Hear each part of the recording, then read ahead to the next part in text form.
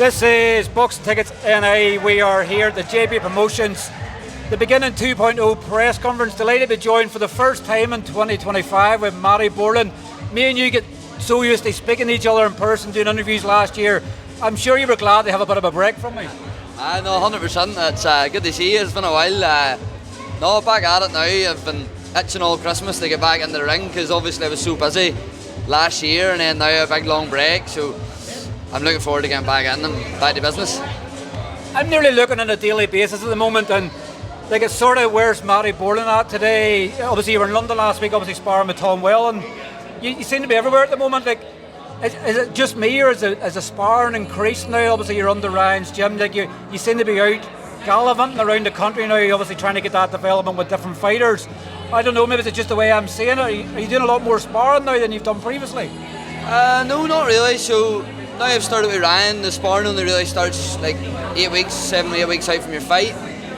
So you're kind of working on the stuff, and then you go into the sparring. So now with 2 spars a week, but it's high level sparring. There's no half measures of sparring. I'm all in with good pros and travel, and it's Ryan's got the connections, and everybody I'm training with get connections. So it's as we said last time, it's levels to the game, and I'm going up a level now, and you're going to see it all on the 8th of February.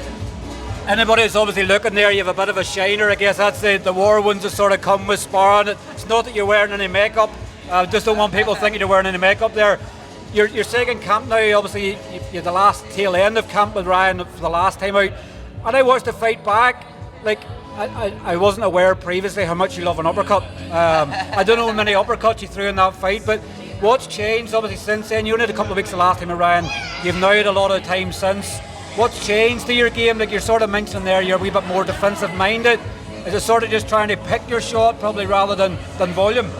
Yeah, well, so as when I was with Ryan, they said to me, I've got heavy hands anyway. There's no point going looking for it. So a lot of stuff we've done now is defensive. So probably the biggest change in my game is going to be head movement and hitting and not getting hit. Whereas before it was kind of just you hit me, I'm going to hit you harder, and you're not going to get longevity or anything in the sport. So we've really been working on my head movement and my speeding up my feet as well. So honestly, it's going to be a completely different fight you're going to see in the 8th of February. The gym's buzzing there at the moment. Obviously Conor, Quinn, Charles, Donagh and James Freeman are obviously all out in Mark's show in 2 weeks time. You've obviously then yourself out the week after, and then you've Donagh, Keary. Like imagine making your debut in Madison Square Garden. Obviously I spoke to Donagh obviously the other day, making his debut in the mecca of boxing. Like the gym must be thriving. I know Donagh hasn't been there as much. He was in London with you last week, but what a stable, and these are all.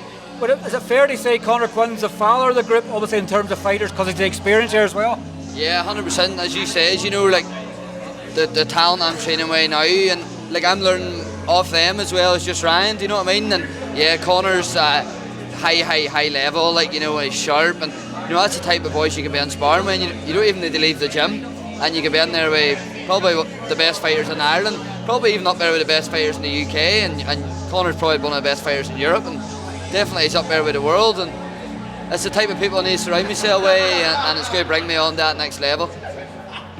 You mentioned obviously in the press conference there that the ultimate dream, I guess, 2025 Coleraine Showgrounds, you'd like the winner of Gerard Hughes and Matty Boreland. Donagh, obviously your stablemate said as well that he wants the winner of it as well. Like, he said to me he's going to do that. So it's the one of them where it's who can get there first. You know, I guess, you know, a glamour sort of thing. Like, you know, I'm not sure if Coleraine Showgrounds can be doable with air ambulance. It has to be so far within the brain surgery and stuff like that. But it could probably happen. You know, you've obviously the backing of the club and everything else like that. We're seeing that the zones here with Crocker, Donovan, JB Promotions now in Belfast. We're seeing a lot of activity here. So, is it too much to dream, or is there wheels in motion for it to be a reality this year? No, look, I believe it can happen. Obviously, Coleraine now, especially now being a full-time team and stuff, there's a lot of money going into Coleraine. But the dream would be the Showgrounds, but my eyes are all set on the 8th of February, and then we'll go forward from there and hopefully a punch-perfect performance and ahead.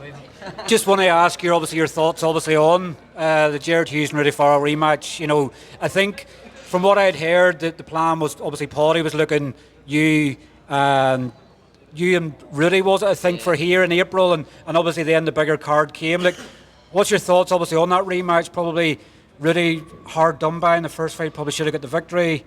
How do you see the rematch going? I know they're doing it over 8 rounds as well in the non-title fight. How do you see the fight going? Who's your favourite? To be honest, I'm not even lying. Say I think Rudy will stop him and they'll later. Is it a 6 round? 8 rounds, I think. Is it 8 rounds? I think Rudy will stop him and they'll later have the fight. But look, I've no problem with the two of them. But it's a business at the end of the day, like, you know, and they're in the way of what I want. So. And is it for you this one and then going to? I know Ryan maybe said after this, is he having one more before going into the title fight? Like, is you're fighting 3 weeks' time, your last one before the title fight, or does it just depend on how the lay of the land works? Not too sure. Just I haven't even really thought about what's after. I just want to get the job down here, and then obviously I'll watch them two boys fight in March, so I'm going to have to watch that. And if I can get the winner or even the loser of that in April, then I'll take it. And then it'd be a good big fight for an Irish title on the showgrounds would be nice, or even close to coleraine would be good. But just get February out of the way, and then we'll go from there.